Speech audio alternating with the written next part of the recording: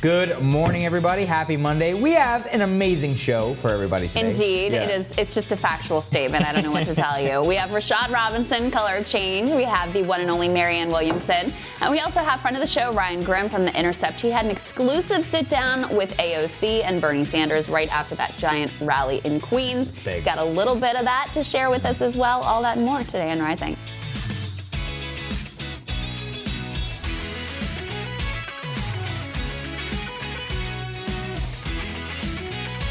All right, Saagar, what are you looking at? Well, failed presidential candidate Hillary Clinton continued her debasement tour over the weekend in a stunning display of hubris and perfect encapsulation of why she lost in the first place. Many of you by now know, I'm sure, that Hillary took a cheap shot at Congresswoman Tulsi Gabbard over the weekend, accusing her of being groomed by the Russian government for a third-party run. Worse, her team came out of the woodwork to defend her, pointing to Gabbard wanting to get out of Syria as evidence. The stupidity was best summed up by Clinton's spokesperson Nick Merrill when he told reporters who asked what evidence exactly that Clinton had to back up her accusations, quote, "if the nesting doll fits." This is the same Nick Merrill who Ronan Farrow tells us refused to set up an interview for him with Clinton because he was pursuing a story about alleged sexual predator Harvey Weinstein. As journalist Michael Tracy noted after Clinton's smear, the former Secretary of State is effectively accusing a major in the Hawaii National Guard of a crime punishable by death.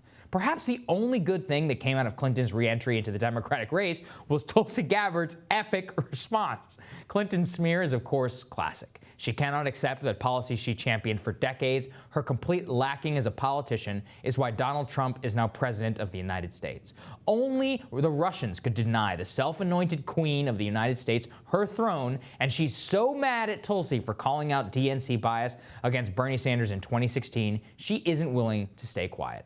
The smugness of Nick Merrill's response, Neera Tanden's immediate jump into the foray to defend her boss, and then the media coverage of the incident reminds us all why so many people pulled that lever for Donald Trump and Bernie Sanders in 2016. Take a look at this Politico headline. Hillary Clinton calls Tulsi Gabbard a Russian favorite and possible third-party candidate, as if it bears any credence whatsoever. As Britt Hume points out, where is the quote, "without evidence" tag that the media loves to include anytime Donald Trump says anything? The New York Times, of course, left out the same caveat. Even worse in their story, after going through Clinton's accusation and Tulsi's response, the reporter writes, quote, "disinformation experts have noted frequent mentions of Ms. Gabbard by RT, the Kremlin-backed news agency, and apparent Twitter bot activity amplifying pro-Gabbard messages and hashtags."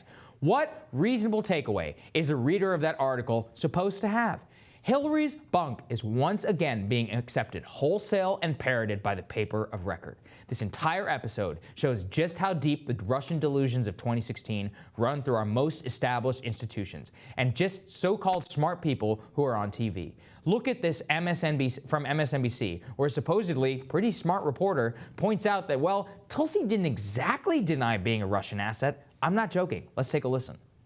One thing that was One thing that was interesting about Tulsi Gabbard's response, I mean, she went after Hillary Clinton. She was strong. She said that she wasn't going to run as a third-party candidate. She never denied being a Russian asset. That was the one aspect that was missing from her response.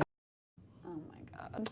I wish this was making a monologue just making fun of Hillary Clinton's boomer musings, but it actually shows just how deep the rot in our system goes and how far they will go to destroy the character of somebody who dares to stand up to the bipartisan consensus here in Washington.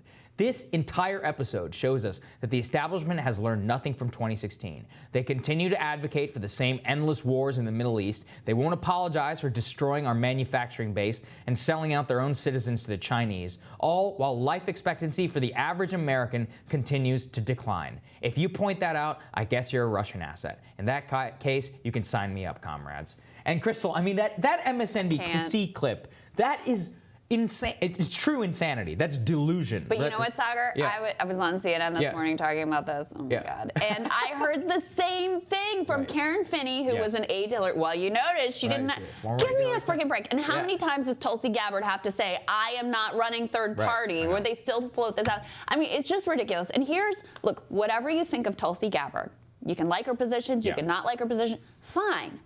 But The fact remains, if you have unorthodox views, if you have anti-establishment views, if you have views, political views that could all be considered radical, you should be standing with Tulsi in this fight. Because if they can smear and dismiss her, they can do it to me, they can do it to you, and they can do it to you out there too. They've already done it. That's the thing. It's like absolutely. It's funny because this has been happening to Republicans and the Trump for the last 3 years on Russia, which is just constant. Oh, Trump wants to question NATO. He's playing right into the Russians' hands. It's like, whoa, we're not allowed to talk about like NATO contributions from Germany. It's over and over again. They will refuse to debate you on the substance, accuse you of being a Russian puppet, and then these people, smart people, go out and just parrot this complete BS in the newspaper of record, MSNBC, CNN. You are out there on a complete island, and you're not even allowed to defend yourself, or you're even more of a Russian. Right, exactly. Yeah. Well, and let's not forget, Tulsi Gabbard was a rising star in the Democratic Party right up until she dared to criticize the DNC, where she was a co-chair, resigned from there, and endorsed Bernie Sanders. And ever since then, this campaign effort has been on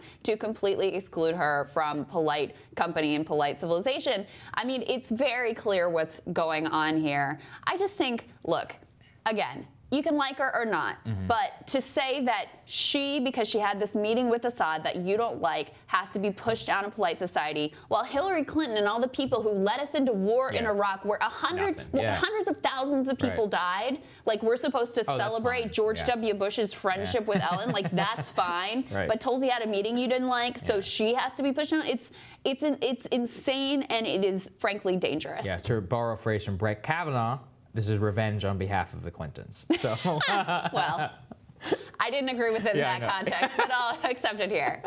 Next up on Rising, a new podcast series aims to have an authentic conversation on race and its role in the 2020 election. Rashad Robinson, he shares his inspiration for the show and what some of the presidential candidates have said so far when Rising continues.